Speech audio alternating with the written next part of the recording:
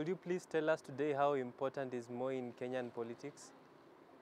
First, Moi was president of this country for 24 years at a time, especially his earlier days, at a time when most African countries were collapsing, to the extent that he kept us as one nation. You cannot wish his reign away. So a former president of this country, a self-declared professor of politics, will continue to influence the politics of this country until perhaps the day God calls him. Do you think Moi has a hand to play in the handshake? We thought the handshake is about two people. Now we have seen a third party who's being visited every day. Of course, the handshake is about 2022. And like I've said before, Moi is part and parcel of the political games that will lead to 2022. So you cannot wish Moi away. He's part of the handshake. In fact, he's so inside the handshake. Anybody who is not aware of that and wants to be a leader in this country had better begin thinking. Anyone who's someone in Kenyan politics has visited the former president Moi. We saw Uhuru there, we saw Raila there, and recently Kalonzo has just come out of there, but Ruto has not visited Moi. What do you make of this? You know, Ruto went there and he was denied access to the president. The president's son, Senator Gideon Moi, said that the president was having his physiotherapy sessions. Well, so it is difficult to understand. But certainly Gideon and Ruto are all aiming at the same thing. And they come from the same backyard. Certainly there will be rivalry between the two. Is it now becoming clear day by day that Ruto and Gideon are foes? Definitely Gideon has said he wants to be president at some time. Ruto, of course, had declared his interest in the presidency. The two are challenging. And definitely each one of them would not, each one of them feels the other is spoiling for them. Ruto feels that because he's so close to the presidency, there should be no other challenging coming to mess it, not just for him, but for the challenger. Gideon, on the other hand, is a prince waiting to take over. So you can understand why the conflict. With even Kalonzo visiting the former president Moi, we saw that he was given an appointment, and we have seen also another appointment targeting the opposition. Does this also point to the death of opposition in Kenya? I don't think these appointments would end the opposition. There are people who have said Uhuru is being very clever by sending Raila to the AU and now Kalonzo Musyoka. I don't think.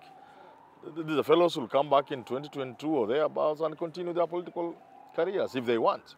So this can't make them stop being interested in Kenyan politics or even going for high office. As to whether these appointments will have a bearing on what's going on, definitely yes. Yes, because for Raila is high profile for him. Visibility at a continental level, at a global level. And don't forget, when you are in office, you shine a bit. Yeah. If you are claiming that the opposition is not dying in Kenya, what is the role of the new opposition in Kenya right now? You see, we are at a very difficult situation. We are at a situation where it's very difficult for those who we have been used, whose voice has been the voice of opposition, to be heard. It's always been Raila Odinga. He sets off, and then other people follow. Eurobonds, NYS, the tunnel of death in Moranga, all these kind of scandals, it's been Raila who flags them up, and then others take. So since we are used to that, it's going to take us a little while to get used to the idea that we can have other forms of opposition. That within the so-called handshake, there can be voices of opposition to things which they don't agree with. But if the new tax on fuel is anything to go by, then the people fear really there's no such a voice. However, there are people like Musalia Mudavadi. So we cannot say opposition is over. Maybe opposition in terms of the people we are used to, namely Raila and his brigade, and also the approach which has been very confrontational. So that confrontational kind of politics we may not see it for a while, but doesn't mean there's no opposition. For example, Mudavadi is a gentleman. He can check government as an opposition, but in his own style. So, but because we are used to the kind of opposition that Raila offered, then you may say opposition is dead. And to wind it up, how important is Kabarak? Because during the Moise regime, we saw Kasarani was very important and many careers ended there. Does this also mean many careers are going to end in Kabarak? Kabarak is now really, let me tell you this, in the fullness of time, this may come to pass. During Moi's reign, Kasarani was kichinjio.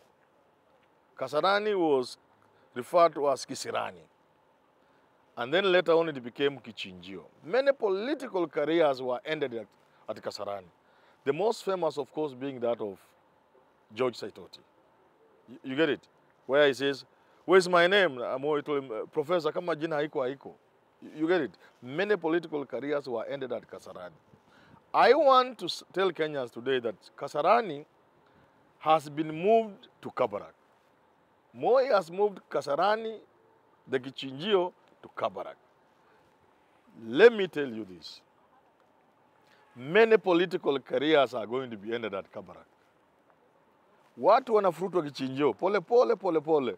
They will either face where they are asked to face, or they will be finished. So Kabarak becomes the new kichinjio, where many political careers will end and new ones will be formed.